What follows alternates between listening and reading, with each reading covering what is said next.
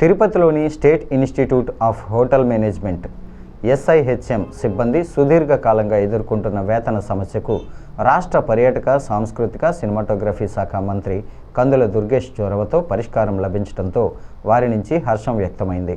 గత ప్రభుత్వ వైఖరితో 22 నెలలుగా పెండింగ్లో ఉన్న సుమారు 84 లక్షల వేతన బకాయిలను కూటమి ప్రభుత్వం విడుదల చేయడంతో సిబ్బంది హర్షం వ్యక్తం చేశారు.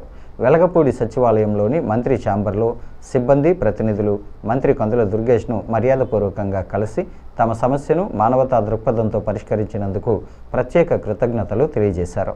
గత 2 ఏళ్లుగా జీతాలు అందక తమ కుటుంబాలు తీవ్ర ఆర్థిక ఇబ్బందుల్లో ఉన్నాయని, ఈ విషయాన్ని గత నెలలో మంత్రి కందుల దుర్గేష్ దృష్టికి తీసుకువెళ్లగా ఆయన తక్షణమే స్పందించారని సిబ్బంది పేర్కొన్నారు.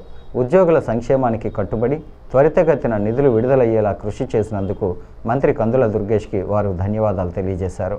మంత్రి కందుల దుర్గేష్ను కలిసిన వారిలో బోధనా సిబ్బంది తరపున lecturers K Sivaramakrishna, lecturer administration officer S Bhargavi, అలాగే నాన్ టీచింగ్ సిబ్బంది accounts assistant C Naresh, store assistant P Jyotsnadevi తదితరులు ఉన్నారు.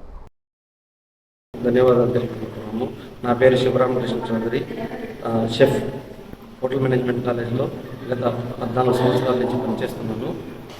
లాస్ట్ అరియర్స్ పడడం వల్ల శాలరీస్ అరియర్స్ పడ్డాయి. 22 నెలలు గాను గత కూటమి ప్రభుత్వం వచ్చిన తర్వాత 2 సార్లు రిప్రజెంటేషన్ ఇచ్చి కందుల దుర్గేష్ గారిని విన్నవించుకున్నాము.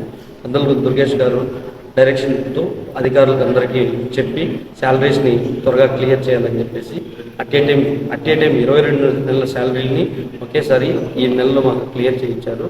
అందువలన మేము కూటమి ప్రభుత్వాన్ని మరియు టూరిజం శాఖ అధికారుల్ని మరియు పేరున అందరికీ ధన్యవాదాలు తెలుపుకుంటున్నాము. మరీ ముఖ్యంగా కందుల